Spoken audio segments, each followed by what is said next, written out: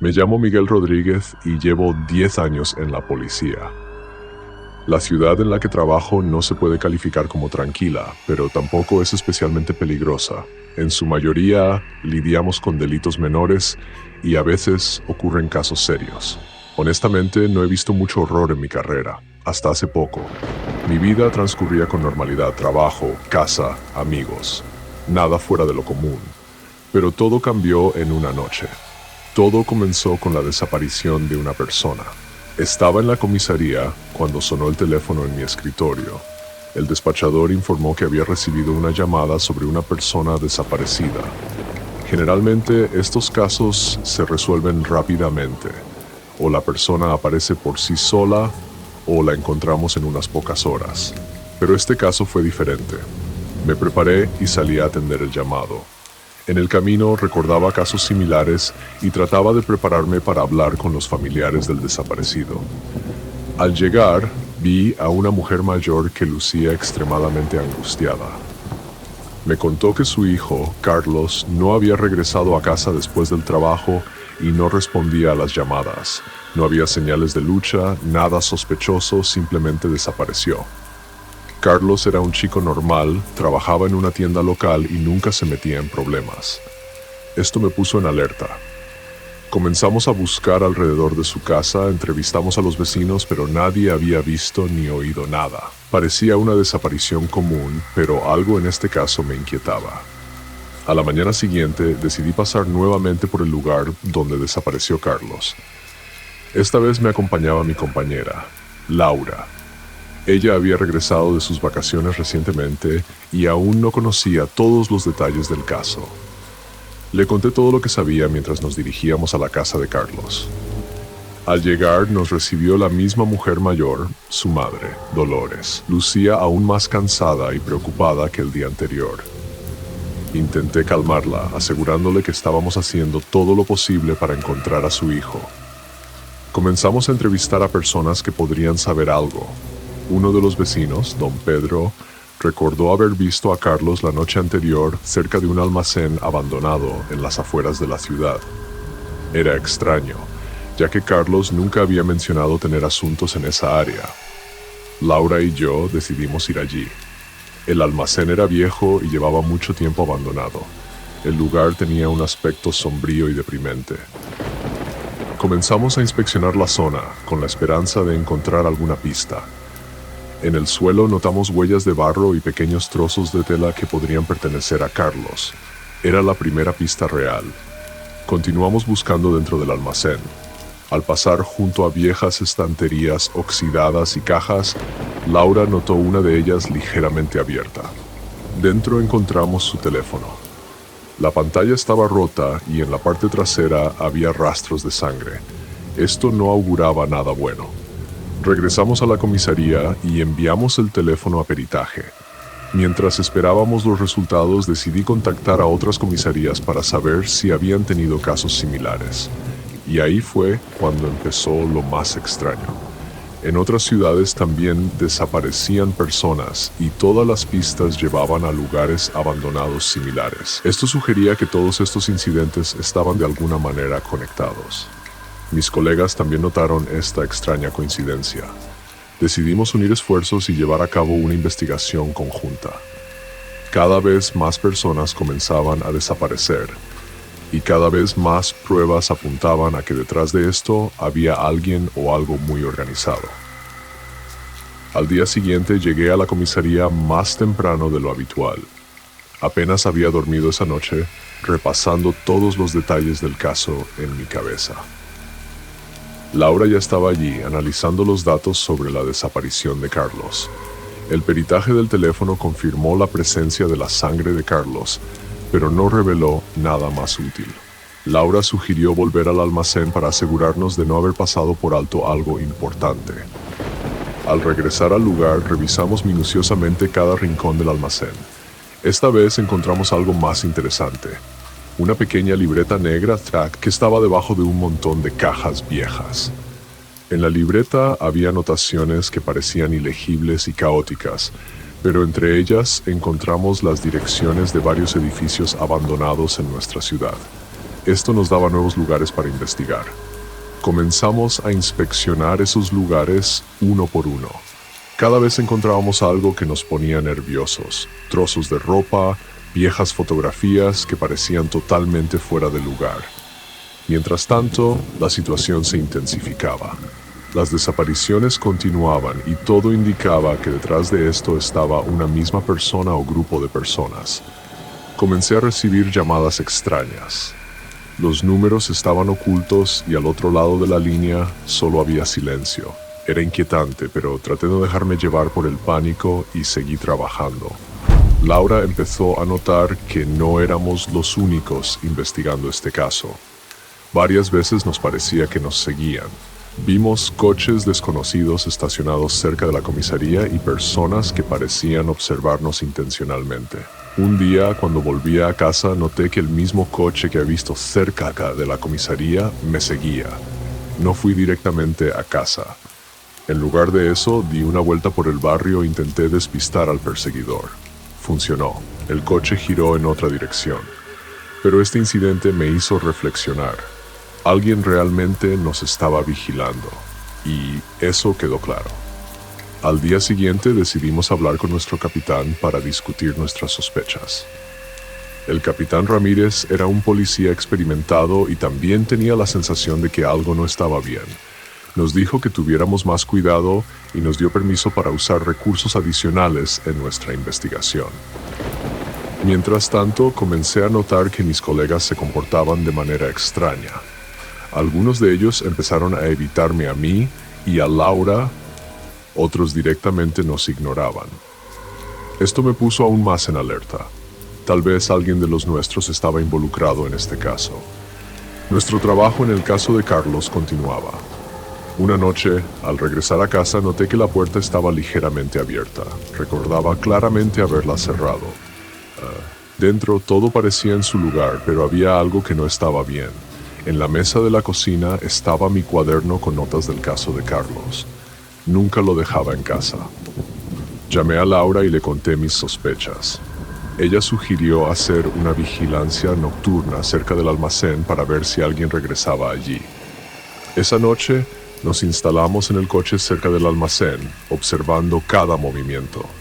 Las horas pasaban lentamente y cerca de la medianoche vimos a una persona. Era un hombre alto, vestido con ropa oscura. Entró al edificio por la puerta lateral. Decidimos esperar un poco antes de seguirlo para no asustarlo. Cuando finalmente entramos, el almacén estaba vacío, pero en el aire se percibía que alguien había estado allí recientemente. Revisamos cada rincón, pero no encontramos ninguna pista. Al día siguiente noté que alguien en la comisaría actuaba de manera extraña. Mis colegas comenzaron a evitarme a mí y a Laura, como si estuvieran ocultando algo. Uno de ellos era Ricardo, un oficial con quien había trabajado durante varios años. Siempre había estado del lado del orden y la ley, pero últimamente su comportamiento había cambiado. Empezó a salir del trabajo temprano, evitaba conversaciones y evitaba nuestras miradas. Decidí hablar con él personalmente.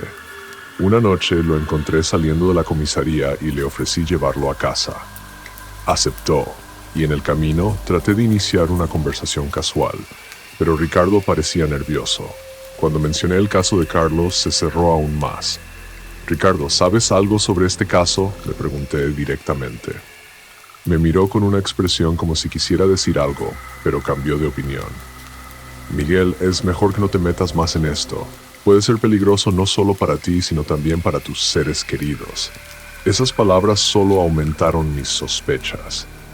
Cuando regresé a casa, no podía dejar de pensar en que Ricardo estaba ocultando algo. Esa noche apenas pude dormir y cuando finalmente lo hice, tuve pesadillas. Al día siguiente, me reuní con Laura y le conté sobre la conversación con Ricardo. Decidimos llevar a cabo nuestra propia investigación sin informar a nadie más de la comisaría. Todo apuntaba a que alguien dentro de la comisaría estaba involucrado en estos incidentes. Después de hablar con Ricardo, no pude quitarme la sensación de que él sabía algo. Al día siguiente, decidí seguirlo. Al principio, todo parecía normal. Fue al trabajo, luego fue a almorzar a su restaurante favorito. pero luego se dirigió a un lugar donde nunca esperé verlo. Un viejo garaje en las afueras de la ciudad. Me estacioné cerca y comencé a observar. Ricardo salió del coche y miró a su alrededor, como si estuviera comprobando si alguien lo seguía. Entró en el garaje y la puerta se cerró detrás de él. Ese lugar parecía abandonado, pero claramente se estaba utilizando para algo. Esperé un poco y luego decidí acercarme. Al acercarme al garaje, escuché voces apagadas. Sin pensarlo mucho, decidí entrar. La puerta estaba entreabierta y me deslicé adentro. Dentro estaba oscuro y solo una lámpara de mesa iluminaba la habitación. Ricardo estaba hablando con alguien, pero no podía entender las palabras. Me escondí detrás de una estantería y observé. Ricardo estaba claramente nervioso, su voz era tensa. Por la conversación quedó claro que estaba ocultando algo y ese algo estaba relacionado con las desapariciones de personas. De repente, uno de los hombres se dio vuelta y me vio. ¿Quién está ahí?, gritó y todas las miradas se dirigieron hacia mí. Me di cuenta de que no había tiempo para pensar y corrí hacia la salida. Ricardo y su interlocutor me persiguieron, pero yo era más rápido. Salí del garaje, me subí al coche y me dirigí de regreso a la comisaría. Mi corazón latía con fuerza, la adrenalina me invadía. En la comisaría fui directamente al capitán Ramírez. Le conté mis sospechas y lo que había visto en el garaje. Me escuchó atentamente y sugirió involucrar a varios oficiales de confianza en la investigación. No podíamos permitirnos cometer errores, ya que las apuestas eran muy altas.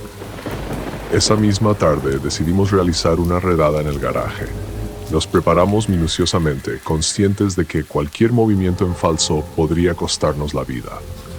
Cuando llegamos al lugar, el garaje estaba vacío, pero dentro encontramos muchas pruebas que indicaban que allí había algo así como una base de operaciones.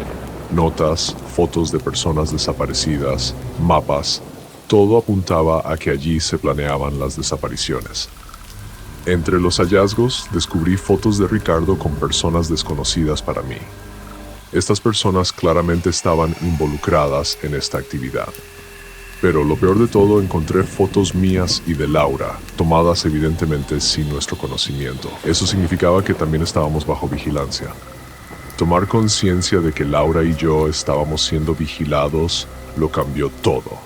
Me di cuenta de que necesitábamos actuar rápida y cuidadosamente. Regresamos a la comisaría y de inmediato comenzamos a planear nuestros próximos pasos. Nuestro capitán Ramírez estaba de nuestro lado y nos apoyaba. Decidimos que debíamos reunir todas las pruebas y entregarlas a la central para atraer más fuerzas a la investigación. Sin embargo, al día siguiente todo salió mal. Me desperté con una llamada de Laura. Su voz estaba tensa. Dijo que alguien había intentado entrar en su casa durante la noche. En el lugar del incidente quedaron huellas, pero no faltaba nada. Era una señal clara, alguien quería asustarnos y advertirnos. Nos encontramos en la comisaría y discutimos qué hacer a continuación. Decidimos actuar en secreto y no confiar en nadie, excepto en el capitán Ramírez. Reunimos todas las pruebas que teníamos y comenzamos a prepararnos para el viaje a la central. Esa noche, cuando nos estábamos preparando para salir de la comisaría, notamos una actividad extraña alrededor. Varios coches estaban estacionados cerca y en las ventanas de los edificios vecinos se veían sombras. Nos dimos cuenta de que teníamos poco tiempo. Laura sugirió salir por la puerta trasera para no llamar la atención. Salimos y nos dirigimos a mi coche. De repente, uno de los hombres que vimos en las fotos del garaje apareció de detrás de una esquina y se dirigió hacia nosotros. Aceleramos el paso, pero él comenzó a perseguirnos. Llegamos al coche y lo arrancamos. Sin pensarlo, aceleré en dirección a la salida de la ciudad. En el espejo retrovisor vi cómo varios coches comenzaron a seguirnos. Laura sacó su teléfono y empezó a llamar al capitán Ramírez para advertirle de la situación. Nos dirigimos a un lugar seguro, la casa de mi viejo amigo Jorge, que vivía fuera de la ciudad. Jorge era un exmilitar y podía ayudarnos a escondernos. Jorge nos recibió con sorpresa, pero al ver nuestras caras, entendió que la situación era grave. Le contamos todo lo que había sucedido y él aceptó ayudarnos. A la mañana siguiente, después de una noche llena de preocupaciones y planificación, Laura y yo nos reunimos con Jorge para desayunar. Él nos sugirió usar su viejo todoterreno para regresar a la ciudad de manera más discreta. Decidimos que lo más seguro era ir directamente a la central de policía y entregar todas las pruebas recolectadas. Sabíamos que teníamos una última oportunidad. Nos preparamos para el peligro que podía presentar nuestro viaje, pero no había otra opción. El todoterreno de Jorge era lo suficientemente confiable y discreto, y esperábamos que esto nos ayudara a evitar ser seguidos. Cuando llegamos al estacionamiento, vi al capitán Ramírez esperándonos en la entrada. Parecía serio y concentrado.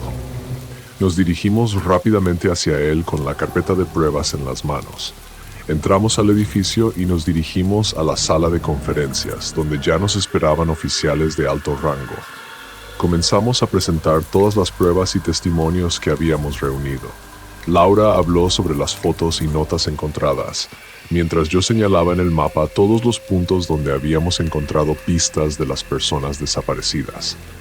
A medida que revelábamos más información, la sala se volvía cada vez más silenciosa. Pronto quedó claro que el caso era mucho más grande de lo que parecía al principio. Toda la red de personas involucradas en las desapariciones estaba conectada con varias figuras influyentes en la ciudad. Estas personas usaban sus conexiones y recursos para mantenerse fuera de sospecha.